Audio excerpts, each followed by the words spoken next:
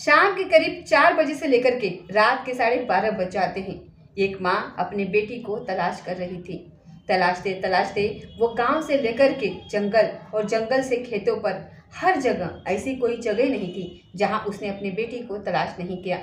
आखिरकार रात के 12:30 बजे के आसपास का वक्त हो चला था और बेटी की चप्पल मिल जाती है।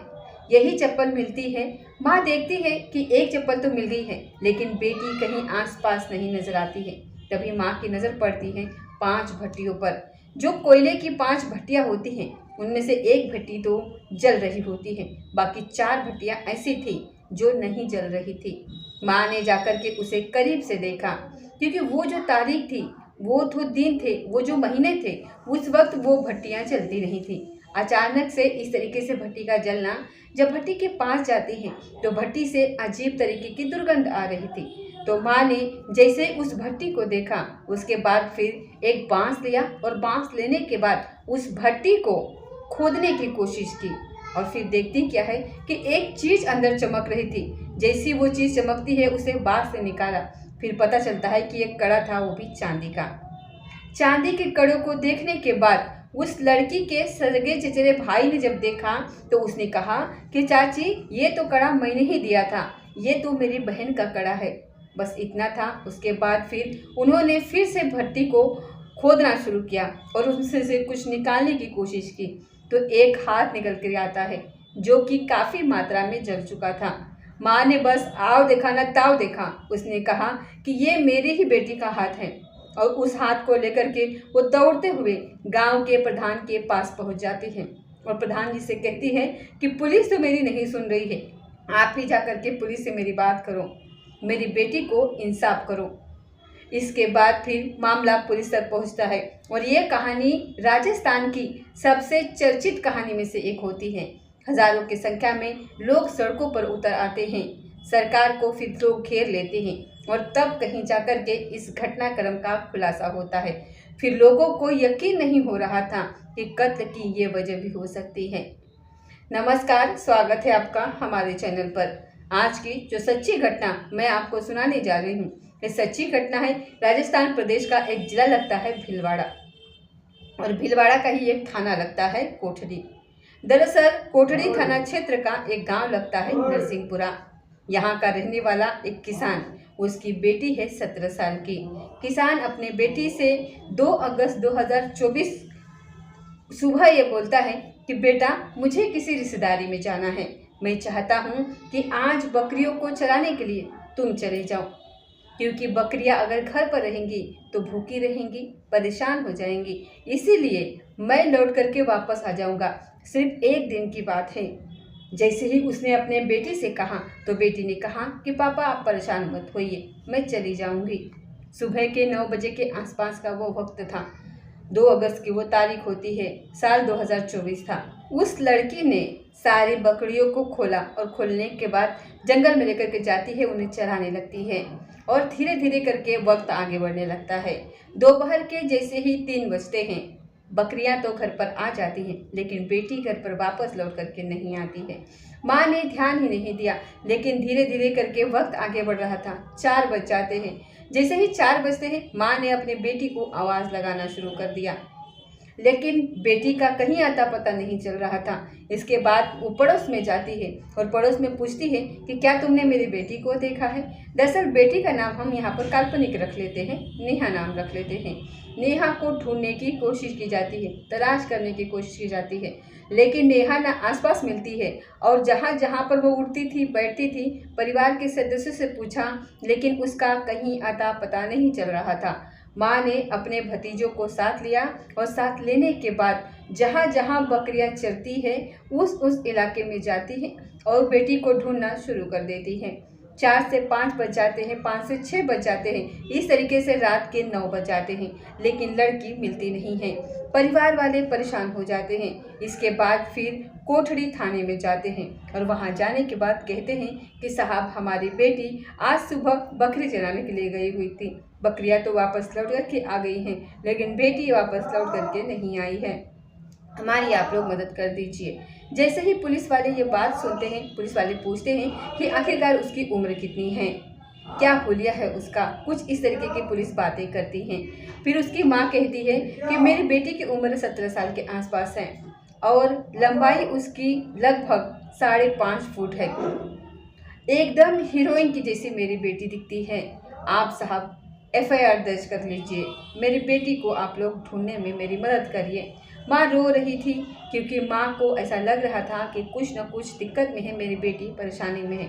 आज से पहले वो कभी किसी तरीके से कभी घर से निकली नहीं थी, कुछ तो हुआ है।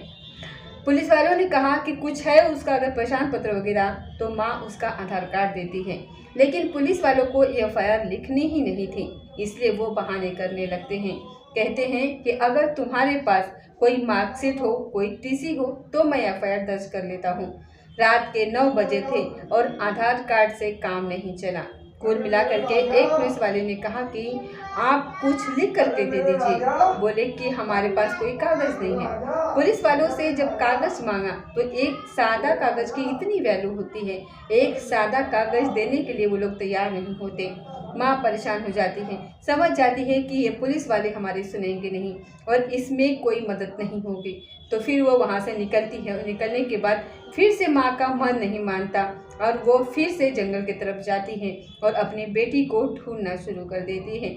गांव से कुछ दूर की ये बात है। आखिरकार एक ऐसी जगह पर वो पहुंच जाती है।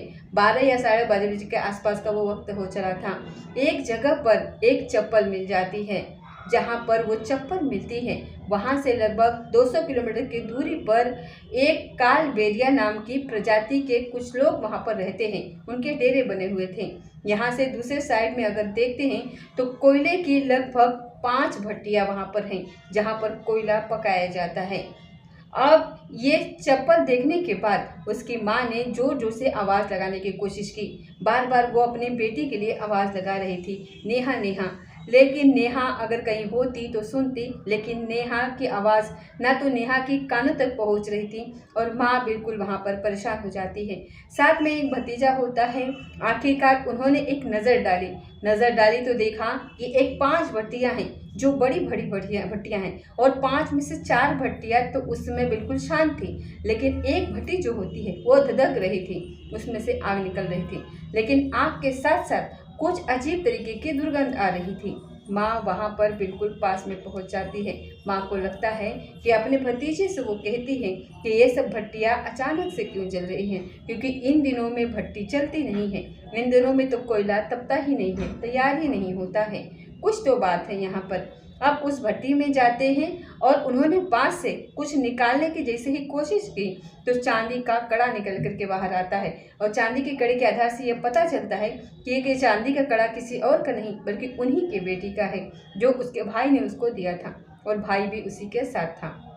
आखिरकार फिर से उन्होंने उस भट्टी से कुछ न कुछ निकालने की कोशिश की तो हाथ निकलता है। हाथ निकलने के बाद अब पुलिस जो होती है वो पुलिस के बाद ये बात पहुंच जाती है, क्योंकि पुलिस के पास बात इसलिए पहुंचती है क्योंकि माँ जाती है दौड़ते हुए उस प्रधान के पास और प्रधान से जाकर के कहती है कि मेरी बेटी के साथ कुछ अप्रिय घटना हुई है, आप मदद कर दीजिए। हम पुलिस से मिल के आए हैं लेकिन पुलिस हमारी नहीं सुन रही है। रात के 2 बजे थे और प्रधान ने फिर पुलिस को फ़ोन किया, लेकिन पुलिस थी तो पुलिस का ही जैसे काम होता है, पुलिस ने वैसे ही काम किया। पुलिस ने इसकी सुबह तक खबर नहीं ली। आखिरकार दिन निकलता है और निकलने के बाद फिर पुलिस आती है और जिस तरीके से अपना काम करती है पुलिस वाले वैसे ही आते हैं और आने के बाद पूछताछ करना शुरू कर देते हैं। जैसे ही पूछताछ शुरू होती है वहाँ पर कि तुम्हारी बेटी का ये हाथ है, ये तुम कैसे कह सकती हो, इस तरीके के वो सवाल पूछते हैं। तो उन्होंने कहा कि जिस भट्टी में ये हाथ मिला है उस भट्टी में ये कड़ा मिला था, चांदी का कड़ा, और वो चांदी का कड़ा मेरे भतीजे ने मेरे बेटी को दिया था। आखिरकार पुलिस ने जैसे ही जांच पड़ताल करना शुरू किया तो इसमें फिर मामला सरकार तक पहुंच जाता है। अखबारों में इसकी रिपोर्टिंग होना शुरू हो जाती है। न्यूज़ चैनल के माध्यम से लोगों ने हंगामा करना शुरू कर दिया। हज़ारों की संख्या में लोग सड़कों पर उतरने लगे और फिर जाकर के थाने का घेराव होना शुरू कर दिया। इस तरीके से जब मामला बढ़ता चला जाता है तब जाकर के एसएचओ ने निलंबित कर दिया गया उनको, और जिनकी ड्यूटी लगी गई होती, जो ड्यूटी ऑफिसर होते हैं उनको भी निलंबित कर दिया जाता है। 2 पुलिस वाले होते हैं उनको भी वहाँ पर लाइन हाजिर कर दिया जाता है। इस मामले की जांच फिर की जाती है सर्किल ऑफिसर श्याम द्वारा। उनके द्वारा, और इन्होंने अपनी टीम के साथ जब इस मामले की जांच पड़ताल करना शुरू किया, जो कार एरिया देने वाले लोग होते हैं वहाँ पे, तो पुलिस वाले वहाँ पहुँचते हैं तो बस यहीं पर एक गलती हो जाती है उन कार डेर वालों से। वो पुलिस को देखकर भागने की कोशिश कर रहे थे, भाग जाते हैं, लेकिन ग्रामीणों ने उन्हें एकदम से पकड़ लिया और पकड़ने के बाद पुलिस को उनको हवाले कर दिया। लगभग 10 लोगों का ये परिवार होता है, 2 4 5 डेरे हैं, ज़्यादा नहीं है। उनका काम है, वो कोयले पकाते थे और वो कोयले पका करके तैयार करते थे और फिर उसको बेचा करते थे। लेकिन फिलहाल कोयले का मौसम नहीं था, लेकिन वो वहीं पर रहते थे। आखिरकार पुलिस ने जब जांच पड़ताल करना शुरू किया, अलग अलग लोगों से जब पूछताछ करनी शुरू की, तो पता चलता है कि रंगलाल के 2 बेटे होते हैं, दोनों ही सगे बेटे होते हैं। एक का नाम कालू और दूसरे का नाम कान्हा होता है। कान्हा की उम्र 21 साल होती है और कालू की उम्र लगभग 25 साल के आसपास होती है। पुलिस ने उन दोनों को पकड़ा क्योंकि उनकी भूमिका संदिग्ध पाई जा रही थी। जब उनसे पूछते हैं तो शुरुआत में वो इधर उधर की बातें बताना शुरू करते हैं, लेकिन जब पुलिस अपने तरीके से पूछती है तो कहते हैं कि अगर पुलिस ईमानदारी से काम करे तो ज़मीन के 7 पुश्तों के अंदर भी अगर कातिल छुपा हो तो उसको खोद करके असली कातिल को निकाल सकती है। आखिरकार पुलिस ने अपना काम जब ईमानदारी से करना शुरू किया, तब जाकर के ये कानून और कान्हा ने जो कहानी सुनाई, उसको सुनने के बाद किसी के भी रोंगटे खड़े हो सकते हैं। दरअसल पुलिस की जांच पड़ताल में यह आता है कि ये लड़की रोज़ नहीं आती थी, रोज़ इसके पापा आते थे, लेकिन अचानक से ये लड़की जब 2 अगस्त 2023 को अपनी बकरी चराने के लिए आती है, जो छोटा वाला लड़का होता है जिसका नाम कान्हा होता है, कान्हा इसको देखता है और देखते ही उसकी नीयत खराब हो जाती है। लड़की वाकई में देखने में 5.5 फुट की होती है उसकी हाइट, और देखने में वो बहुत ही सुंदर होती है। उस सुंदर गोरी लड़की को देखने के बाद उसकी नीयत खराब हो जाती है। उसको वो पकड़ करके उसको खींच करके जंगल की तरफ, जहाँ वीरान इलाका होता है, वहाँ की तरफ लेकर के जा रहा था। अचानक ही उसका बड़ा भाई कालू आ जाता है।